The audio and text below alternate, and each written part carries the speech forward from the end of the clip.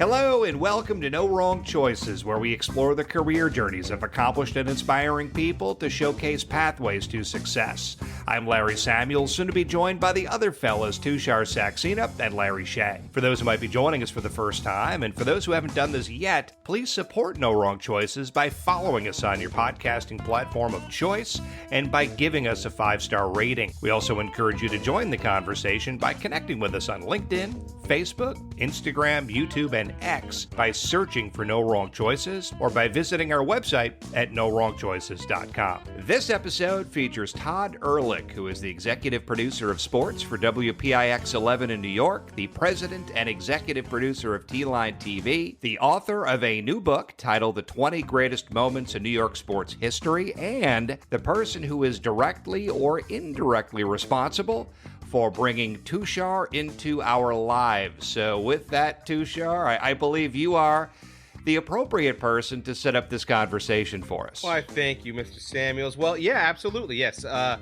When I got into this career more than 3 decades ago, there's got to be one person who starts it all. So whenever my parents have in the past said, "Why did you want to do this?" I said, "Hey, speak to Todd Ehrlich. You can blame him. He's responsible for this."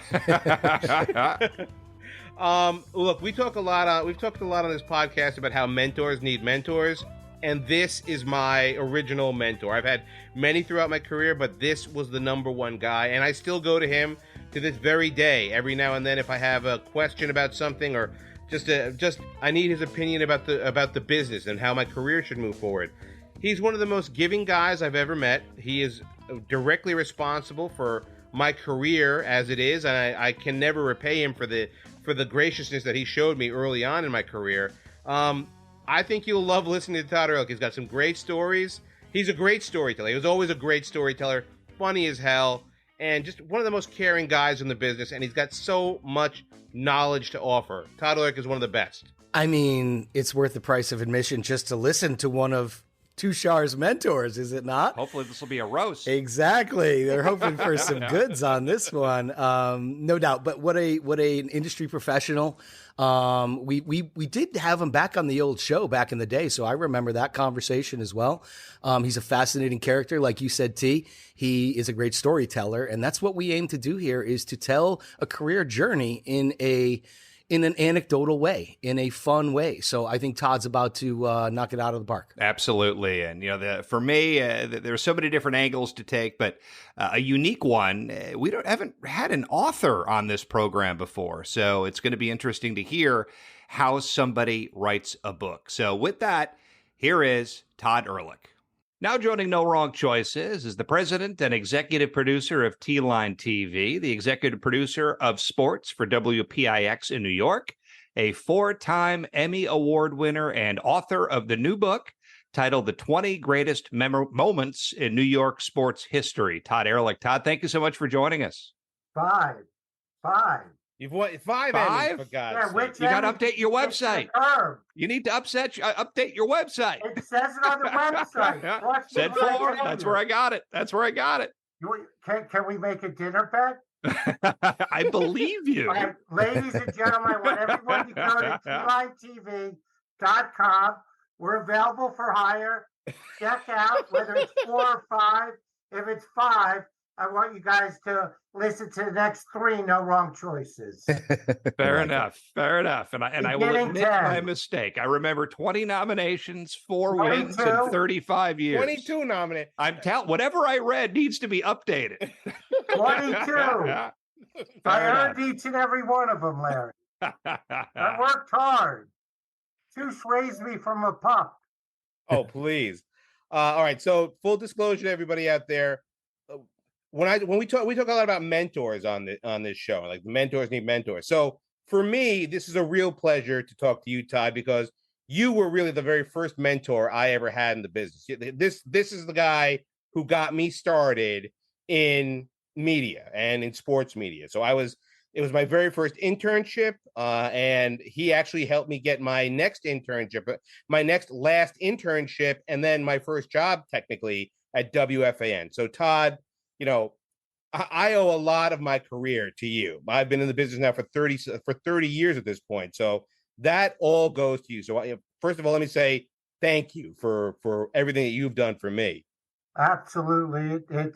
It's my pleasure, Tush. And one of the things I take the most pride and pleasure in is helping other people. And you know, we're very, very lucky in our industry to have the opportunity on both sides. And I was just talking to one of my mentors today, and we were talking about how we never forget the people that helped us. Yeah. And I'm not sure that it's as prevalent with people of the next generation. I've noticed, but for people in my generation, I guess going back to you, um, it is the most important thing because none of us make it alone. All of us need somebody to take a chance. When I came out of college, I quoted Joseph Heller's Catch 22. I said, how do you get your first job without having your first job? And then I would say, you are going to be the answer to that question to 600 people if I sent the same letter to. Take a chance on me. You could be a trivia question.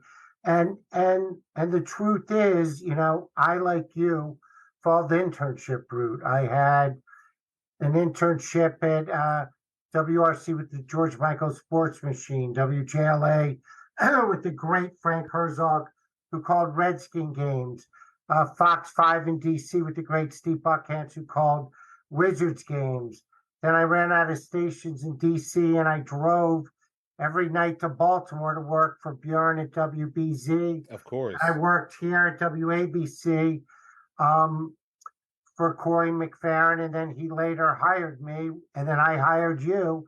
So that internship, led to me getting my first job, which led to you getting your first internship, your second, and then this career that you've had. So it's people helping people, and anybody that's listening to this, you can't make any wrong choices, but make the next right choice and help somebody. Absolutely. Absolutely. Now, obviously, you kind of broke down a little bit about what your career has looked like. But before we talk about, how you got started on this path, we were kind of talking before we all started here about what you're currently doing. Now, obviously, you are an multiple Emmy Award winning sports producer. Right, Larry? Five. The man has 5 Emmy Awards, 22 nominations. The man has all these trophies on his mantelpiece. You wouldn't believe it. And now he has got a book out. The book is called The 20 Greatest Moments in New York Sports History. I've had the chance to read not all of it, but a good portion of it. And I got to tell you, it's a great read. And I want to know, what was the impetus behind the book? So it's a great question. So the impetus behind the book is an interesting story, possibly. You guys be the judge of it, but I'll spit it out and then give me a thumbs up, thumbs down. So here's what happened. I was either blessed or cursed by having a grandfather who wrote close to 20 books. My mom wrote over 15 books. My sister-in-law writes for the Times and is a published author. So, and I'm charming. You know what I mean? So you definitely are charming. Yes. Yeah. So I always said to myself, I want to write a book. So I tried to think of all different ways. I read screenplays. I had all these interesting stories, and I read like Spike Lee's screenplay. Like maybe I could do that because it comes in book form, And then I thought to myself, but what I really know is sports. Now, 2003, 2 things happened. I read Serby's book on LT because we were interviewing LT for Sports from the Roundtable. Steve Serby, you're talking about. Yeah, Steve Serby, the great, legendary Steve Serby with the greatest mullet in the history of sports writing. Number 1 mullet. That's tough. No, it's hands That's down. a big statement. Larry, it's hands down. I'm going balls to the wall with that one. So Serby wrote a book, and I was just so inspired by how great it was. Then my dad, we were running late. He's dropping me off at the train station, and I got like minutes to make the train, but I had nothing to read. So I go running into the bookstore in the train station. I grab 2 football books by the color of the books. I put down my credit card, jam it, and go running to the train and just make it, sit down. And then I look at the titles, and it dawned on me, guys, sports is hyper local. You only care about your teams. Now, I've got great national stories, even though it's a New York sports book that I think everybody's interested in. But primarily, you live, breathe, and die with your teams. So that started ruminating in my coconut. And I said to myself, well, wait a second. I got the makings of a book. I've been in town now for 20 years covering sports. I grew up, watching sports, and I've got the numbers of all of these guys that covered it, coached it, called it, and played it. I got the makings of a good book, and I very humbly consider myself an excellent interviewer, even though I'm on the other side now. And I tell everybody the key to interviewing, watch Letterman and Leno. Now you see how old I am. Leno could have Hugh Grant on talking about, his indiscretions. He will read the next question about his movie, the next question about the starlet he was with. Letterman has his questions, does his research, but if he hears something interesting, he pivots. That's what makes him great.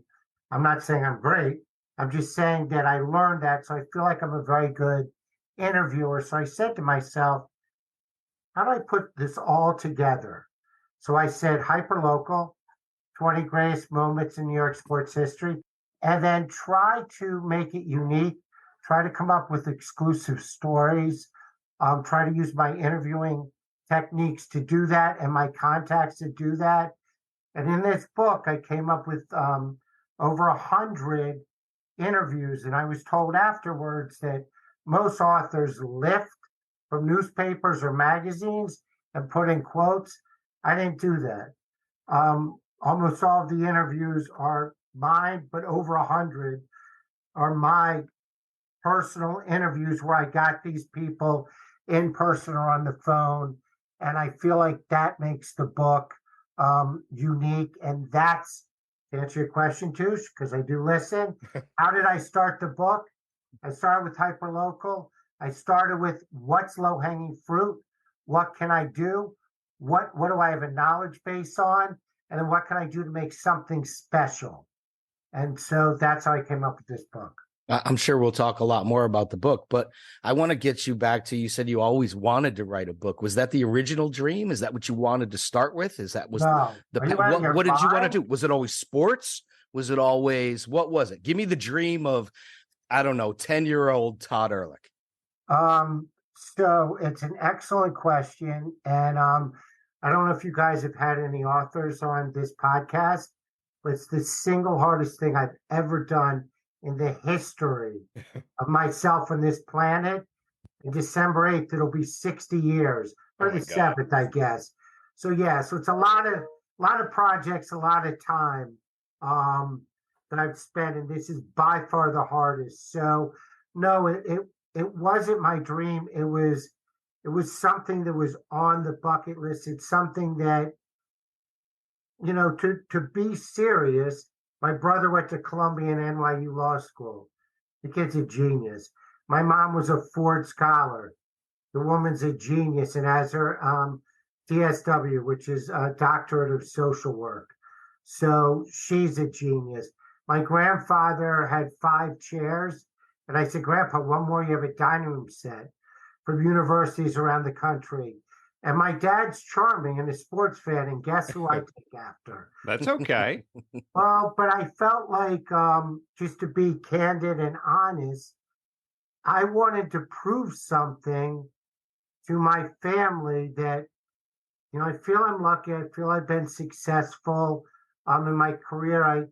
I blazed my own path. I didn't take the offer of big money in my stepfather's insurance agency to blaze my own path, and I'm very proud of myself. But writing a book is a real thing. It's an accomplishment. Now, I want to get into the journey that brought you to this point, but my last question about the book, or I guess also my first question about the book, when you talk about doing 100 interviews, Did anybody not make the book or not make the cut? No, are you out of your mind? You know what it takes to track these guys down, set up a time? I must have called poor Mark Messier 6 or 7 times. I called him before he went on vacation. He told me when to call him again. I called him again. He said, he was like in the Bahamas. He goes, I stayed an extra day, Todd. Will you call me tomorrow? I call him tomorrow. He goes, my flight was delayed. I'm in the airport. Can you call me tomorrow? I said, Mark, can you call me? If I call you one more time, I'm like, you're like the hot girl I chased in high school. Like, I feel terrible calling you again, you know? And I mean, you know, Mark's been great to me my entire career, but no. And then you have to research everyone you're going to interview. Yeah, Sure. Because when you get them, you only got them for 5-10 minutes, whatever it is, and you got to go, right? And if they call you back, you have to have the tape recorder and your questions. I used to carry around questions in my pocket, just my in tape case. recorder for a year and a half, in case somebody called me Wow. back. Because I mean, you're not, hey, gravy, Adam, appreciate you getting back to me. Gravy, How my God. could I hit you back in like, you know, an hour? When I got it, no, dude, it's like I sit on a park bench and let's go. Yeah, of course this is a good time. But then after you, so first of all, you have to do a lot of prep. Second of all, you got to know, what are you filling in? What are the gaps in the chapters that you need interviews on? Where are you putting them? Third of all, you need to then write the questions, but you need to know the answers you need. Because as you guys know, interviewing athletes, sometimes you have to ask and then re-ask and then ask from around this way, then ask from around Of that way course. in order to get a real answer. And then you got to transcribe it. And then you got to place it in the book. So no, Larry, nothing, not a syllable is on the cutting room floor. So no, I definitely not. And I'm very proud of it. I mean, obviously we had to shorten a lot of them and all of that kind of stuff for sure. And not use all of the interviews. But I targeted 100 people, and my editor, my mom, Gary Myers, my wife, my son, who kept saying, Daddy's always up in his office, all kept saying, enough with the book. You've done 50 interviews. Who does 5? Who does 10? 50 is enough. And I said, you don't understand. I have 20 chapters. I need at least one marquee person per chapter. Yep. At least one. I really want at least 2. And then you got to work your way through, because like I said, you really got to study it. So when you're doing, you know, Tush's, the chapter you said earlier on the helmet catch retiree that he liked the most, you need to know, who else are you asking? Who's answered what? Who hasn't answered what? You know, and so you're in a groove on that. Now, if somebody else calls me back, you know, Jeff Nelson, I got to pivot and I have to have all those questions ready. Yep. But if I can do them, which I did, sort of multitasking, but chapter by chapter, I thought it made for a more cohesive, full book. So that's the way in which I tried to go about it. It was brutal, I'm not going to lie. All right. So obviously it's the 20 greatest moments in New York sports history. And let's be honest, there are far more than just 20 great moments. So is that how you kind of broke the book down to begin with? Like, okay, I have 100 great moments, and from those 100, I have to break it down to 50. And from that, I have to break it down to 20. And like, what was that process? So here's the way the process worked. So I partnered with Serby. We used his agent who sold the LT book. And he said to me, you need to write a sample chapter, and you've got to come up with all 20 chapters. And then you've got to give sort of, you know, how do we trust that you actually know these people and can get these interviews and execute the book? So I had to put together, I don't know, 40 pages or some such as a pitch book for him to go out and sell. So that's how I had the 20. Now, they couldn't sell it. What are you going to do? I figured I've got a New York Times best-selling author. I'm some, you know, I mean, listen, who cares who I am? You got Serbs, you know, you got to be able to sell this book, but it didn't sell. Okay. 20 years later, long story short, I sold it again. So now things have happened in between. So I freshened stuff up like the helmet catch and then went out and pitched it. So now get a load of this, guys. The book is almost done. I don't know if I've mentioned it. It's the hardest thing I've ever done in my entire life. I want to share that with you guys. I feel close to my fellas. So it could have been a wrong choice deciding to do this. There are no wrong choices. No wrong choices. No wrong choices. So it was a good choice. So here's the thing. So I'm almost done with the book, right? Like I'm like a couple interviews done, and Judge keeps hitting home run after home run. Oh, geez, that jerk. I'm like, dude, cut it out. Slow down. What is wrong with you? So he keeps hitting and hitting, and he breaks the record. And I'm not saying a word to Gary, to my editor, to my publisher, to nobody. When he broke the record, I called up Gary, my publisher. I'm like, we have to do this. We got to put him in, right? Your book would have been dated before it came out. Yes, like me almost. So here's the deal, guys. We go ahead and we add Judge, and then so my editor goes, all right, so let's just get rid of the 20th chapter. I said, have you ever written a book? Did you take the glasses off? Chapter. I took my glasses off. I go, you are out of your cotton picking mind. He's like, well, readdress this. I said, you can readdress as many times as you want. It stays. So, ladies and gentlemen, for the price of 20 great moments, you get 21. Same price. A bargain, a great value. And you guys asked about tennis. Connors and Krickstein is number 21. And that, to me, was just such an epic tennis match back in my life and growing up and watching it just impacted me so much. So, Tush, the answer is I had to do it to sell the book with Served. I had to do it again to sell the book the second time. And then when we got to Judge, I just pushed Connors down. It's a bonus chapter, don't you? There you go. I didn't want to change the title. It felt like there was symmetry. And it's a better story. So, Todd, bringing it back to the beginning and then sort of taking us back to where we are today. Yeah, sure. Just one last thing on the book. Yep. I'll get very, very fast. You guys asked about what makes it special and unique. So I just want to share that with all your listeners. And then I want to go right back to the beginning. So here's what makes it unique.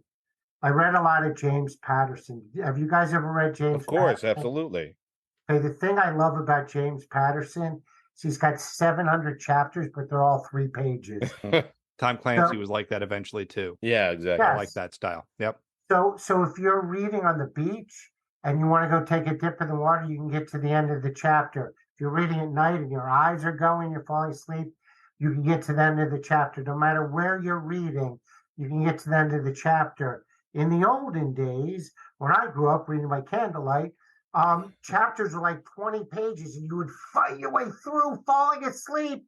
And then you would, I made it through. And you'd shut the book and put it down. You pick up the next day, you'd have no idea what the heck you read. So I tried to write something that was segmented. So what I came up with was I started with a time capsule.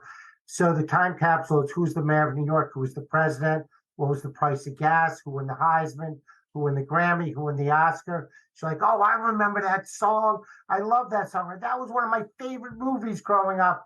And you're like, oh, like Tush, you said earlier, that brought me back to high school. I remember in high school. And so the time capsule is supposed to bring you back. Then I don't just talk about the moment. I do the pregame. What led to that moment? I enjoyed that a lot. I enjoyed that a great deal, actually. Thank you. So what were the big trades? What were the big games? What were the big moments in the games? What were the big injuries, coaching decisions? Then I got to the moment itself, and I wanted that to feel a little bit different. So I got the great Peter Body to write those articles. Interesting. So it felt like a different voice. And then I did the post game. And the thing I'm most proud of in the post game was the post game started with a post game like we do in TV. Right after the event, I asked the athletes and the journalists, what did the event mean? How did it impact you? Why is it in this book? All of that kind of stuff, key moments. But then I went through moments from the pregame that I didn't want to slow down the pregame, and things that were like colorful from that, interesting stories. And then the thing that made me the happiest writing this book is this was the question I asked everybody. I said, I don't want any dirt. I'm not looking for dirt. Yep. And some people shared dirt. And actually, Larry, I'm sorry. I No, don't, it's okay. It's okay. I lied to you. I got some stories about some events and some myths that I was told were wrong. I was told why they were wrong. And I left them out of the book because I'm not looking to break news. I'm looking to put smiles on people's faces. And I wasn't looking to be an investigative journalist. And quite frankly, some of those stories, had I shared them, would have gotten me a lot more publicity, but it wasn't in the spirit of the book. There were some negative things about players that were shared. Not interested. Yeah. It's not the book I'm writing. So the question I asked, gentlemen, was tell me a story that either you haven't told anybody else, you haven't read or heard, or is not a famous story. So Stefan Matteau told me, Todd, I have never told anybody this, but have you noticed that the Stanley Cup has handlers that go with it wherever it goes with the white gloves? Of course, the keepers of the cup. He goes, that was me. I go, what do you mean that was you? He said, well, here's what happened. I'm at Eric Desjardins' bar in my hometown of Canada. The cup showed up. It was a little banged up. I'm not going to lie to you. It was a little banged up when it showed up. So here it shows up. Somebody raises it to take a picture, and the cup falls off. So now they're taking a picture with two halves. Oh, my God. He's freaking out. He broke the Stanley Cup. Wow. The most coveted trophy in the history of the planet Earth, besides my 5th Emmy, which Larry doesn't recognize. So here's what happened. There was a welder in the bar. He called him John. Why he couldn't give me the name, I don't know. John takes the cup home, and he's gone for 2 hours. He finally comes back, and he goes, if you solder one band, the cup will never break. I did 4 bands. You're good. He found out 15 years later that John had a party in his garage. He called up everyone he knew. 8 out of 10 people, because it was 1 a.m., hung up on him. The 2 out of 10 people, which turned out to be 20 people that showed up, drank out of the cup, took pictures, and partied like it was, Wow. 1999. And now there's Larry, your keepers of the cup. So it's stories like that nobody knows, that are all throughout my book, that I'm very, very proud of. I think I wrote something that puts smiles on people's faces, that brings back memories, that educates and enlightens, and that's not easy. Let's rewind a little bit and talk about the beginning of it here. So obviously you said, your sister, brilliant, your mother, brilliant, father, brilliant. So all this brilliance in the family. And you said yourself that, there was a possibility of you not going into this line of work. So what was it as a younger man that kind of set you down this course? Was it that, as you said, your relationship with your father, was it that your father was a big sports fan and, that relationship helped to spur you and say, look, this is something I think I'd love to do for my career? Okay. So, all right. So here's the answer to that question. Number one, my dad was a huge sports fan. And, when I was 4, I remember him carrying me into RFK. And you would get a lap pass. And then later on in life, when we reconnected, which I'll share with you, he carried me in at 16. And the usher's like, come on, man. He's like, it says if you can carry him in. And let me tell you, I can barely carry him in. But unless you hold me up, I'm getting through this turnstile. It's like, where's he going to sit? He said, that's his problem, not mine. I just promised to get him in. So number one, my father and mom got divorced when I was 5. And so sports was always something that was important to me. He kind of disappeared from 5 to 12 and wasn't around very much. And then when he came back, what we bonded over was sports. So it had, I think, extra importance because of that. Number 2, We had more money when I was 5. We had a lot less money. Then my mom remarried. All of a sudden, we had a lot more money. And I saw all different types of folks. And I decided I was not, and I saw a lot of checkbook love from, my family, from my friend's family. And I'm like, no. This is not my morals. This is not my morality. And my stepfather in '86 offered me $250,000 in the corner office because I went to private school. I knew all these rich kids who were going to their parents' business. I was very popular. Can't explain how or why, but I was a social chairman for all the spring breaks we went on. I had like 100 numbers I would take down there. And so I was a connection. I would have been very good at that.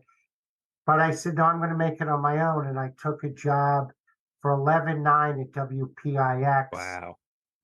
And then I took a job for 14/2 at NBA Entertainment. And then I took a job for 19 at Sports Channel America, and then 25 at WABC TV. And so I worked my first 3 years out of college, 360 of the 365. I worked at, like NBA Entertainment Monday to Friday, Sports Channel America doing games at night, and then any place else that I could pick up freelance work, WFDU and ABC Sports and CBS Sports, which I got my Super Bowl tickets. And, I worked on the NFL Today and the College Football Report. And I paid my dues, and I ate a lot of Kraft macaroni and cheese. But I decided I wasn't going to owe anybody anything, and I was going to make it on my own. And again, I didn't make it on my own, Tush. I had, we can go through mentor after mentor after mentor after mentor. Mentors need mentors, absolutely. Yeah, I mean, and I'm happy to name them and go through it. So I didn't make it on my own, but I made those relationships. And those relationships led to other jobs. There's this guy, Mike Springer. So the first job I was hired for at WJLA with the legendary Frank Herzog, who called Redskin games. Absolutely. Absolute legend. I mean, oh my God, I worked with Frank Herzog. Like, are you kidding me? It was pinch me every day. It was ridiculous. Take me out to Redskins camp and interviewing Joe. It was ridiculous. But Mike Springer tired me, right? And he used to say to me, all of a sudden, you leave me. I'm like, I'm done with this guy. You go to, I call WABC TV because I need sound from, the Bullets Knicks. Sports, it's like fucking early. Then all of a sudden, I called WJZ in Baltimore. It's like sports. It's like fucking early. Can't I get rid of you? And another great story, speaking of mentors. So I was always sort of a smart cookie. So I said to him at the end of the internship, hey, Mike, you're so complimentary. You gave me so many opportunities to field produce and write packages and produce things. And, could you write me a letter of reference? It's like, all right. So I come in, and it was my last day. And he hands me a piece of paper, looked kind of like this with different words on it. And start talking about, I would highly recommend Todd Ehrlich. He has a great fashion sense when he cross-dresses, which is awesome. I'm like, Mike, is there a back to it? Is it one in the top floor? Because, asked and answered. If this is what you're writing, I got what you. He goes, no, I got another one. That's awesome. Yeah, I kept both of them. So, and so Tush, to answer your question, it was a bond with my father that, I missed a lot of years with him. And so, you want to prove to your old man that whatever, you can do it. You can do something special. So that was some of the impetus. And also, I'm a guy's guy. I joke around. I bust chops. It's who I am. And just like the Springer story, I love that. Like, this guy's hysterical. in this day and age, they go running to HR and you'd be fired. Like there's Oh my something God, Oh, absolutely. without question. yeah, there's something wrong with America today. It's one of my great stories. I loved it, and I'll share another story with you. Yeah. So I'm doing later on in life a video news release for General Motors for the Bader Group with Mike Leventhal. Bader Group. I worked there too. Right. So Mookie, Mike Leventhal, is another huge mentor of mine. When I interned there, he did resume tapes for me to get on air. He told me about the feature producing job at Sports Channel America, then called me and said there was a producing job at WABC TV. And look, these people can't get you the job, but if you don't know about it, you can't get it for yourself. Of course. Right? Okay. And then when I went to start my own business, he gave me work so I could eat. So Mookie hires me to cover NASCAR. So this is Jeff Gordon was a rookie or second, third year. He was a young driver. So I'm hanging out, just BSing with Jeff, because that's the way to get better interviews. Also, ladies and gentlemen, if you're out there, develop a personal relationship. Don't always talk about sports because they have lives. I almost never talk about sports with, Buttle comes in, Tyree comes in, Myers comes in, Jeff Nelson comes in, all the rest of the guests we've had over the years. I talk about their life. I talk about their kids, their family, and that's the way to bond with people. However, so I'm talking to Jeff Gordon, and Dale Earnhardt Jr., Senior, the Intimidator, walks by, and he's like, "What's up, Wonder Kid?" And just kept walking, and Jeff is like, his face turns as red as his Rainbow Warrior car. He's like, "Why is he always calling me that? He hates me." I'm like, "Jeff, where were you raised? What's wrong with you?" I said, "Number one, he talks to you. He talks to nobody. Number two, if he's busting your chops, it means he really likes you. Number three, the way in which he's busting your chops is a compliment. Like, you need to recalibrate the way you look at the world and your relationship with men if you're really going to drive race cars." He's like, "Really, Todd?" I'm like, "Really, Jeff? I would never lie to you. Scout's honor." It was So you even paid it forward with Jeff Gordon. But so that's my point. So Mike Springer was telling me with that letter, "I accept you."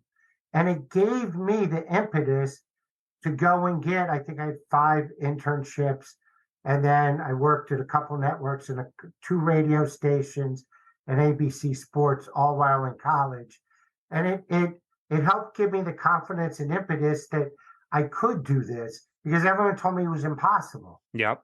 The career's impossible. Was there a project that helped put you on the map? Like was there an achievement or an accomplishment where, people started to take greater notice of you? Okay. Okay. Excellent question.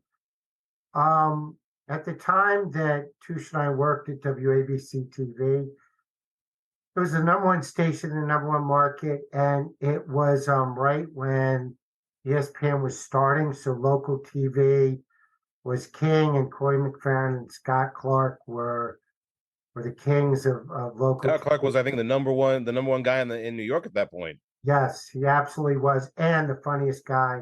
Great guy. The showbiz, and that's another very quick thing. And then Larry, I'll go back. So I got a chance to pay it back. I got elected to the Board of Governors for the New York Emmys, and we had the Gold and Silver Circle Awards for excellence for 25 and 50 years. And I got to nominate and present to push Scott Clark into that's great. Silver Circle. I got to do that for David Friend, who's a mentor of mine, Dana Tyler, who used to do my Common Race for the Cure and Tunnel to Towers every year, and Joel Goldberg, who hired me at WRC as a intern, then was at WNBC as an executive producer during 9/11. And I called him up and I said, and this may be the answer to your question, actually.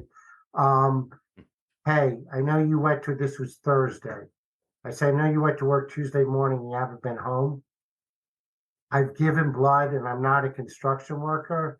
If you need somebody to come in and log sound, get coffee for people, cut VOs, you don't even have to pay me. I want to do something to help. And this is my skill set. Within 15 minutes, actually, maybe he was a managing editor because his executive producer called me and said, hey, Joel said to call you. How soon can you be here? I said, well, my office is on 34th and Park. You're 2 stops on the subway. 10 minutes? He goes, good, we need you. Wow. So I went up there. I got a chance to do a lot of features that were really impactful, news features. And then Joel called me in with Lauren Spencer. I don't know if you guys know Spency. She got married. I still call her Spency, even though she's been married 20 years. Lauren DeFord, she married Frank DeFord's son, and she's one of the great, she was a coordinating producer at SNY. She's a huge producer at Golf Channel. She's one of the most successful. She was the EP at WNBC, one of the most successful producers in our industry, bar none. Joel called both of us in, and Joel said, I'm going to share something with you guys. Said, Spency, Ehrlich is the best sports producer in the country. I'm going to let him take the lead on this. We're doing an hour special. I had like 3 days. It's called The Voice of the Athlete. How did the world of athletics deal with 9/11? And here's a short story that nobody knows. It was the first time I'd ever done anything longer than a sportscast in my life. But I didn't want to say that in that meeting. I didn't know what to say. You get built up like that. You look like, are they going to? You got to say yes. Yeah. You got to say yes. So I said thank you and did that. And Len Berman, who Spency was his EP, and walked out of that show and said, Spency, I think you just won your first Emmy. Wow. And, he nodded at me and shook my hand. But, it was Spency that, that was his person.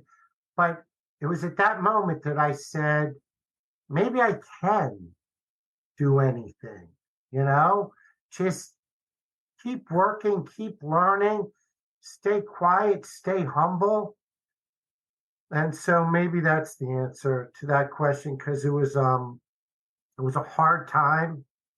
And I'm really proud of the work I did, and it was impactful. It sounds like it was a huge breakthrough for you, the person, like beyond the network, beyond the community, beyond the respect.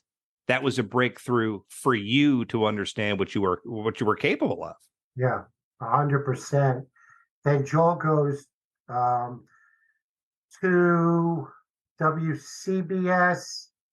And he was the assistant news director at WNBC when he left. He was like a station manager. I don't know. He was one of the top 2 people running the station, period, whatever his title was. And so I call him up and I'm like, wow, Joel, congratulations. He said, Todd, I took 3 things off my desk when I left. And one of them was your pitch. And I pitched, it was a show called Tomorrow's News Today, and it was a roundtable show with the Daily News. And he said he took that off his desk. And then that became Sports from the Roundtable. And that started, I did Sports Sunday there. I did Come and Race for the Cure, Tunnel to Towers, every sports special when Steinbrenner died, every parade I produced, on and on and on. And I went out and covered all of the major events in New York in the locker room and honed those skills and did sweep specials. And so I think that I hadn't really thought of it, but I think, Larry, you're onto something. Loving all those stories. I guess I have a nuts and bolts question because, you're going on and you're like, I did this and I did that and I did this. A lot of people out there don't know what a sports producer does. I mean, can you break down where you got your chops, where you learned the most, what it was like, and what you do to tackle these given jobs? Because, you're talking about going from, a frivolous sports story to a 9/11 story. I mean, how do you even go about something like that? Just break it down a little bit for us. So I have a philosophy that I teach all the people that work for me. And again, it goes back to what we were talking to before, which is listening when you interview. So if you're covering an event, you have an idea of what that event is about. And if you don't, you shouldn't be out there covering it. Yeah. Okay? Because, Mark Brown, God rest his soul, used to bust my chops at Sports Channel. You're starting again, Earl. Like, there you are, taking notes before you go out. Who does that? I do that.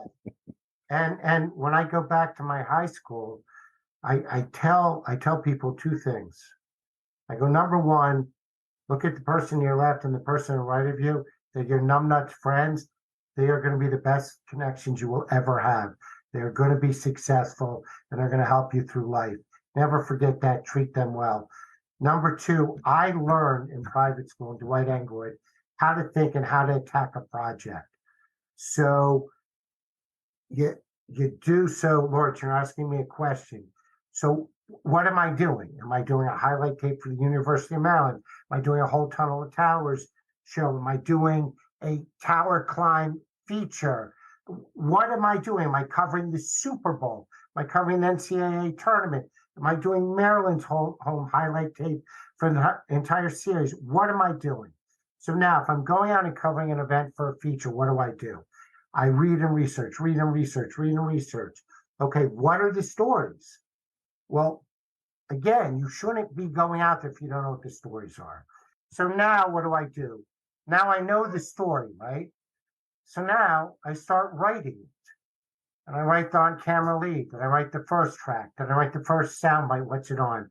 Second track, second soundbite. Third track, third soundbite. And then I always like to leave a nugget for the on-camera tag, right? So I write that. Now I go through and I take the script. I print that. I take that. Then I copy and paste in another Word document. I take all the tracks and I write the B-roll that I need to cover that. Wow. So I list the B-roll. Now that goes on one sheet. Now I take the sound bites. I write a couple different ways to ask the question to get a sound bite that goes after that track. Now I staple all those pieces of paper together and off I go. Now I show up and something surprises me. Or I get a chance to interview somebody that I didn't think I would get. Well, I got the whole thing written. If I can't figure out where to put that in, I'm not worth my salt. Why'd they hire me, whoever they are? Right. So I pivot. I ask the questions. I shoot the B-roll for that. And then literally on the shoot, you'll see me highlighting or crossing off each piece of B-roll. Because the last thing you want to do is end up in an edit room with a shot and a track you can't cover. It's the editors will hate you, and then you'll hate yourself. It's a transitive property of hate. As we're talking about younger people and the industry changing and things of that nature, I wonder about sourcing talent. We've entered a different age where people are producing content all over the place. They're producing it in new ways. You can stand up a podcast, you can stand up a video cast, and you can learn your chops in a very different way than you did 30 years ago. So when you're sourcing talent, like, is there what is your feeding mechanism? I mean, are people coming from anywhere? Referrals, schools? Like, how do you find talent in today's age? So I just want to answer that second. And first, I want to say that, I get it. This is a get off my lawn moment. Guilty as charged. I paid my dues. Yep. And it bothers me that there isn't a barrier to entry. When I started T-Line TV, you had to go to a post house, and it was $300 an hour. And so you better be excellent at what you do, because you had to charge 30 grand to break even for a video. Like, it was no joke. And now, kids are on their iPad shooting and putting together videos. So that, it sort of bothers me that there's no barrier to entry, but that wasn't your question. It sort of is. It definitely relates to it. Well, I mean, think about it. Jagger right now, I would assume like a Jagger right now probably has the access to more technology in terms of video editing than you or I had 20 years ago, right? So obviously there's been a huge leap Yes. technology wise, right? Yes. So you alluded to it, Larry, which is why I picked up on it. But your specific question, and I do try to listen, I do try to answer questions, was how do I source talent? Yeah. And so the last round of hires, I called 30 people in the industry and I interviewed over 60 people for 2 jobs. Wow. And it was painful and painstaking, but it's important. And for me, the only way I made it any place is through all those internships. I met all those mentors, and all those mentors, I was on the phone with one of them today asking advice. Today. He hired me at WABC in 1991, so that is over 30 years ago. He hired me, and he picks up the phone today to answer a question I had, needed advice, and couldn't think of anyone else that would know. And he was the guy, and he actually didn't pick up. He called me right back. So, and I was on the other phone. So I hung up and called him right back. But the point is, he's a huge, huge guy in the industry and called me right back because of relationships. And relationships to me is the only way to get jobs. Piece of paper doesn't mean anything to me. A resume tape doesn't mean anything to me. It's important. I don't care where you went to school, unless it's Maryland. And I'm not saying all. Why are you guys laughing? Maryland. Fear the turtle. Yes, Maryland's the Harvard of Maryland, with the notable exception of Johns Hopkins, which is a much better school. So that's a problem. It's a small problem, but and I'm not saying all those things aren't important. I looked at like 300 resumes and I parsed them and I called people. A lot of people called off the resumes, a lot, well over 100, to talk to people, and they got narrowed down. But when you get a call from somebody that says, I worked with this guy, I was in, as Chris Scaglione, the great AP at WCBS says, I was in a bunker. Yeah. Guy, and I would share a TV bunker with this guy. This guy comes through. He's smart, he's talented, he's unflappable. You can't get that off of a resume or a phone. Totally. Right.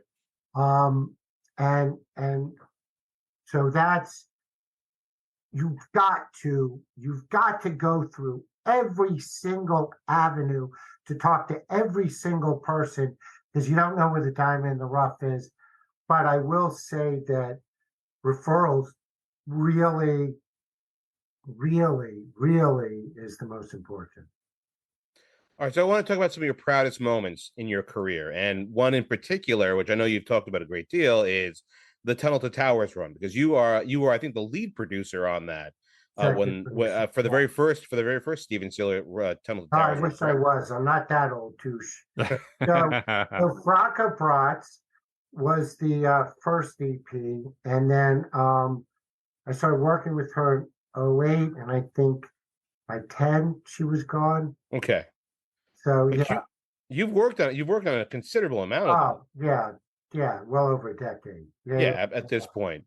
Yeah. What has that experience been like? Because that seems to me like to be, first, not only just crazy rewarding, obviously dealing with the foundation with Frank, and obviously the story behind Steven Stiller, and his, obviously, and what happened to him on 9/11, but the entire event itself, like what has that experience been like for you? So again, I tell you guys that storytelling is the most important thing, right?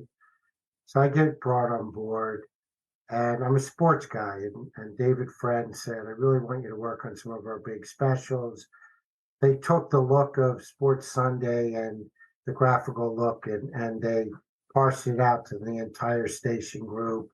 And he said, one of the best producers we've got, so I want you to work with Frank on this. And when I started, the big thing was she wanted us to look for the male and female winner of the race and interview them. And they were like, I don't know what Tunnel to Towers is.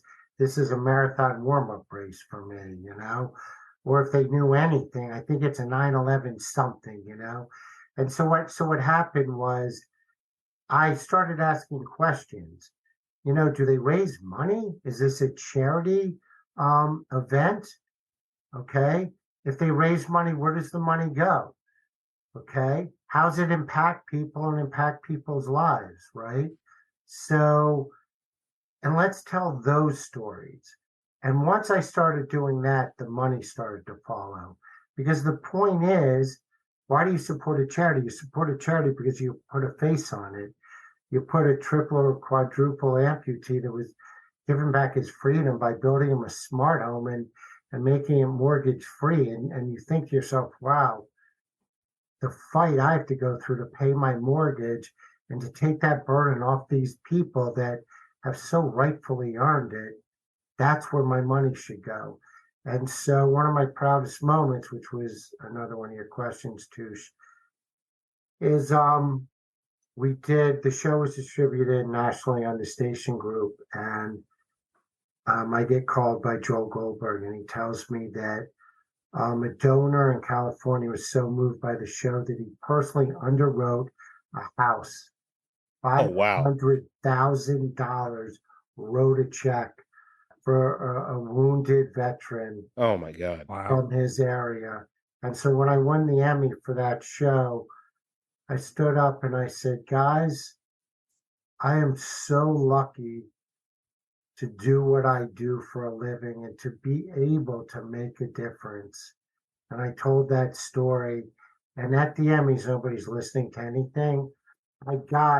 May not have been standing, a couple of people might say, but it was an ovation, which is very, very rare. And all night people were coming up to me saying how moved they were by it.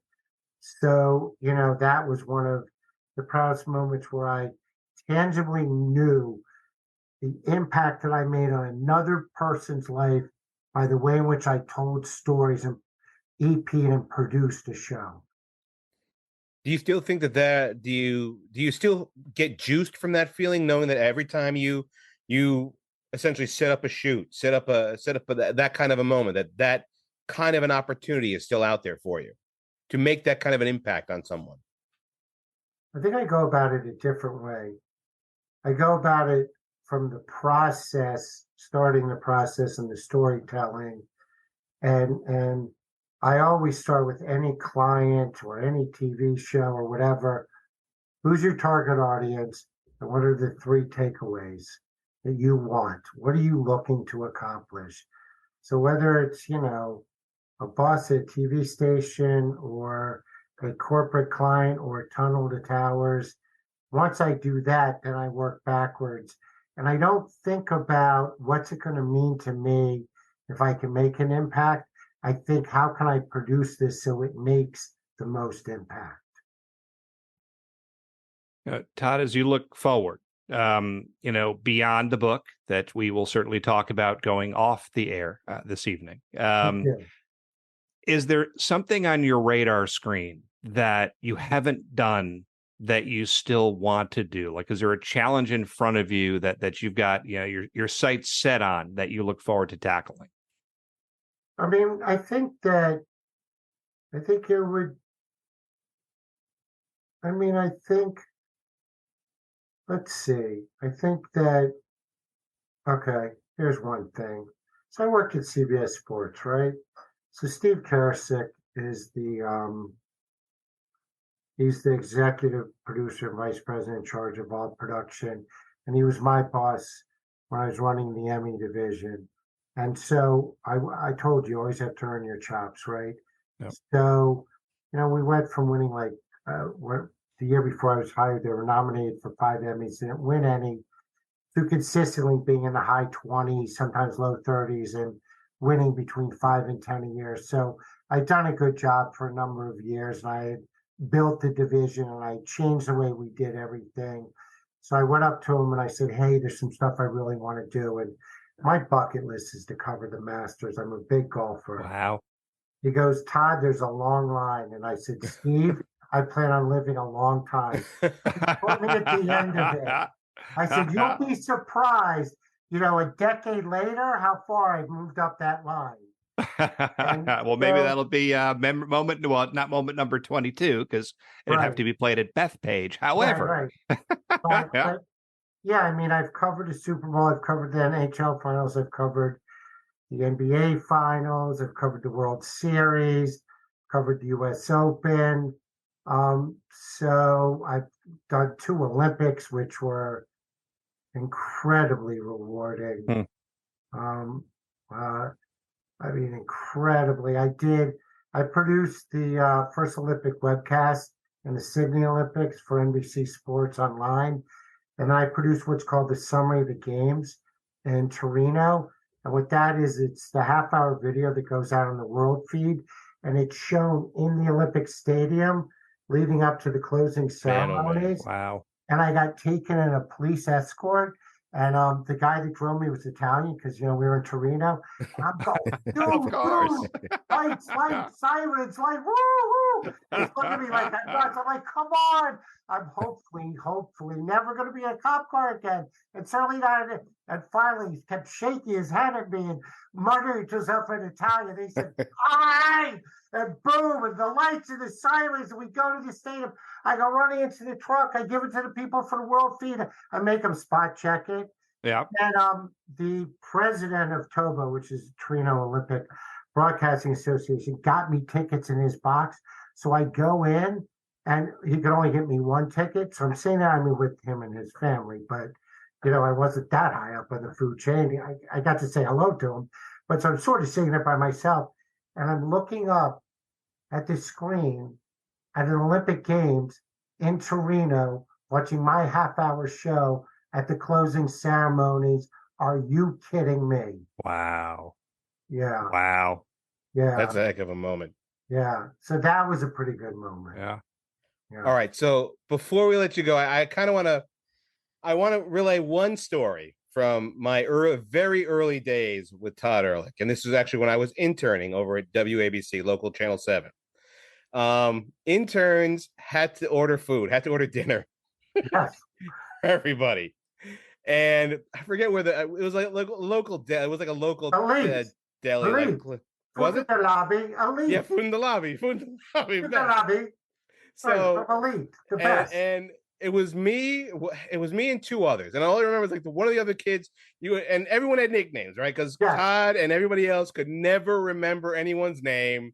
So everybody had nicknames. And one of the kids that we were with, his nickname was Wilbur. His nickname was Wilbur because he looked like Wilbur Marshall. He looked exactly like Wilbur Marshall.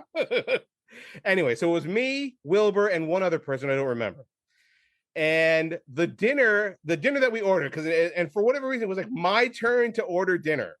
And so I would always get nervous about this, just get crazy nervous because it was 5 minutes late. Todd and Scott Clark and one of the other producers would be like, where the hell is our food? Why is it not here? Get our food. So here was one of those nights where this deli was late with our food, like by 15 minutes. Like it was like a tremendous amount of time, 15, 20 minutes. And Todd was like, you have to get this food for free. I was like, what are you talking about? He was like, you have to get this food for free. And I was like, okay, I'll see what I can do. So I call the diner up. And they're like, oh, your food hasn't arrived yet. He's like, your food hasn't gone out yet. I'm like, what the hell do you mean our food hasn't gone out yet? I was like, you don't expect us to pay for this food, do you? And somehow I managed to harangue this guy to where we didn't have to pay for dinner. Well done. Right? That's an A. So, you got an A, Tush. So here now sets this precedent for somehow, Tush can get free food. Oh, geez. So now you're expecting. It then became every time I was into intern, I had to get free food that night and figure out a way to do this. Nice. And somehow, at least the next 2 times I was in, so the following time I was in, yes, somehow I managed to harangue another delicatessen into getting us free food. Oh, and then the 3rd time we had to pay, and they were like, "You failed. This is the worst. You miserable failure, you. You'll never make it in this business." Right. Well, now we have a challenge for you, Tushar. We want free food. Come on. No free food. I'm beyond free food now. But I will great. say this is that when I was done with my internship, and actually I should say this, so that when I was looking for my very first job, and my very first job was WFAN. I was interning there, and when I wanted to intern at WFAN, I told Todd Ehrlich, "Hey, I'm looking for my next internship." He's like, "Well, where do you want to intern?" And I was like, "Well, I was thinking about WFAN. I really love it there. Blah blah blah." He's like, "Don't worry about it. I'll make a call." And in front of me, he called Chris Russo, and was like, "Dog, I got this kid who will be great for you. I think you guys should hire him straight away." Now, I don't know if Dog listened to him or spoke to anybody else, but I got the internship, and from that, it launched my career. Wow. So, as I've said before, as I said to start, I'll say it again. You are personally responsible for my career 30 years later, and I can never repay that. Well, I appreciate that, Tush. It's very nice, and Dog has been a good friend for a long time. And that's what I was saying at the beginning. It's, work your contacts if you get an opportunity. Work hard, get free dinners for people like Tush did. make an impact. No, but Tush, you worked hard, you earned it. Because here's the thing, and this part is no joke. I was putting my reputation on the line with Chris. Yeah. And if you had done a bad job, that would have negatively affected me. And so you earned what I did for you. You earned it because I trusted you. And that's also important. There are no small jobs. My wife used to ask me, "Why are you taking that job for that amount of money?" And I'm like, I don't know who I'm going to meet. And I don't know what that's going to lead to. And so if I got a chance to work, I'm going to work. Sure. Absolutely. And so you got an internship. You didn't get paid. You worked hard. You were impactful. You made an impact on me. And then me being the type person I am, always wants to help people. I'm like, this is a guy that I want to help, that I trust will go ahead and work hard and won't make me look bad. I appreciate that. And I've used that attitude for so many others because, like you, I believe in paying that forward. So there are obviously others who I have gone out of my way to make that phone call for as well, like you. Yeah. Yeah. And it's impactful. And I said to David today when we were on the phone, I said, this generation doesn't seem to get it. I said, but David, you hired me at WABC TV. Then you adopted me at WCBS because I was already there. Then you expanded my role to producing the morning news, Tunnel of Towers, Coma Race for the Cure. Then you added station group stuff. I started doing all kinds of stuff for the station group. I can't ever repay that. Sure. There's no way to repay that. It's like, oh, you earned it and you're talented. It's got nothing to do with it, David. You took chances on me. Yeah. I'll leave you with this. So David Friend hires me at WABC TV. So he calls me in my first day, and he goes, "Why are you sitting down? Stand up." All right, I'll stand up. Does you see those file cabinets? He goes, "Open them." It was 2 of those 6-foot-long file cabinets. So I open them. He goes, "You see what's in there?" I said, "I'm assuming files, David." He goes, he goes, "Those are pieces of paper, individual pieces of paper. Do you have any idea what they're attached to?" I said, "The file?" He said, "No, people that applied for your job." Wow. He said, "Don't fuck up. You've got my name on you." So I said, "All right, I won't." I turned around and started walking out. He goes, I turned around and go, "Hey, David, do you want me to shut the file cabinet or can I leave it open?" He goes, "Shut it." And he started laughing. He couldn't hold on to the intimidation any longer. But that's the point of this story. The point of this story is we all gamble on people. Yep. And that's why I interviewed 60 people, read through a couple hundred resumes, and called 30 people for referrals. Wow. Yeah. Well, Todd, this has been a remarkable conversation. Obviously, you are a great storyteller. And with that, will you please mention your book again and let everybody know where they can get it? Ladies and gentlemen, boys and girls, Amazon.com, the 20 greatest moments in New York sports history, Barnes and Noble, and as my editor likes to say, where all good books are sold. So literally any place in the tri-state area. And my goal in writing that book is to put a smile on your face and bring back memories. And the second thing is, I saw, Larry, you had a kid. The second thing that I think is important is for you to read a chapter with your son, for me to read a chapter with my son, then discuss it and do the next chapter and the next chapter, and give them the gift of history. And it's a fun, nice father-son, father-daughter, daughter-mother thing to do. Will there be a volume 2? Not if I want to stay married. Well, I will definitely read the book with William. It's funny that you bring that up. He started to bring out my baseball cards, and he started to leaf through the different pages and to ask questions about who's that guy and why does that guy have a bird on his hat, and like it's starting now. So the introduction of your book, he's 4. He'll be 5 in a couple of months. Awesome. So I get to brainwash him from this point forward, and why not use your book as a tool in that process? Listen, any way I can help. Any way I can help. Happy to be of service. Todd, thank you so much. Thank you, gentlemen. Appreciate the time. Thank you.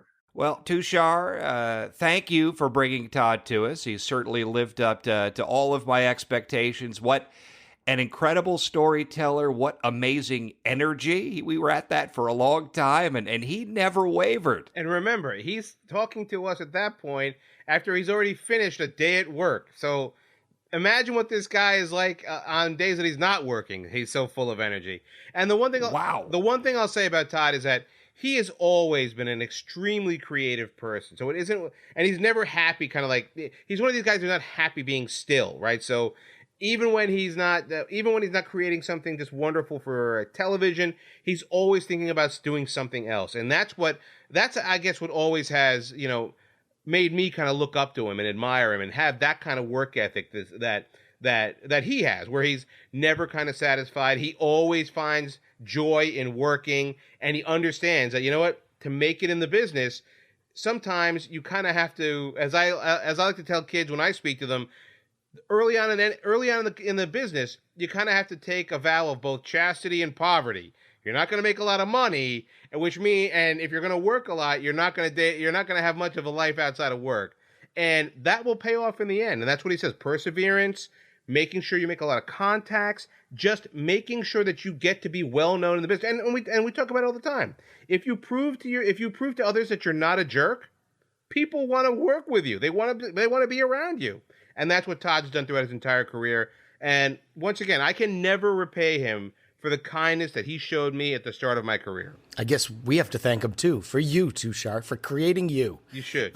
You should. I love the stories about the rite of passage, the ordering lunch, getting free lunch, things like that. Those are things that we don't really talk about on this program a lot, but you have to start on that bottom rung. I mean, I made the best coffee in River Sound history back in the day, man, because you got to start somewhere, and you got to be ready, willing, and able. And as you said, T, you got to be good to work with, fun to work with. And you can tell Todd was great fun to work with. He made the job interesting, palatable, and fun. And, if you really want to make it in any business, and this really goes across to every industry imaginable, you have to be someone that people want to work with. We talk about it all the time, but you could tell he's developed those relationships, and it's paid off through a career. I mean, he kept rolling through, like, I went to this job and I went to that job. How do you think he got those jobs? Because he knew somebody, he was good to somebody, and they were good back. And if you put that kind of good energy out there, good energy comes back to you. And look, you said it before, like, I always tell folks is that, you never want your first gig to be one where you get coffee for people. But you know what? Sometimes that's what it takes. And if that's what it takes, well, then you got to do what you got to do, as they say, right? Absolutely. And, for me, one of the things that really stood out to me was how important it is to maintain a high level of performance at all times. And that clearly was very important to him. I don't know how else to do things, but he made that very clear. And that was obviously a very big part of his career and his journey. And, something else to me that really stood out was the beginning of his journey, meaning his family, I think his brother, he mentioned, went into law, if I recall correctly, and he was surrounded by a lot of other professional people. And he chose a path that was very accomplished family, a little bit different. He got into the sports world and he followed a passion. He followed an interest, not necessarily knowing where that road was going to take him, which, required a certain degree of courage. And with that, clearly things worked out. So with that, Todd, thank you so much for joining this episode of No Wrong Choices. We also thank you for joining us. If this or another journey story inspired you to think of a friend who could be a great guest, please let us know by sending us a note via the contact page of NoWrongChoices.com. As I mentioned off the top, please support us by following No Wrong Choices on your favorite podcasting platform while giving us a 5-star rating. And then last but not least, we encourage you to join the No Wrong Choices community by connecting with us on LinkedIn, Facebook, Instagram, Threads, and X by searching for No Wrong Choices. On behalf of Tushar Saxena and Larry Shea, I'm Larry Samuels. Thank you again for joining us, and always remember, there are no wrong choices on the road to success. We learn from every experience.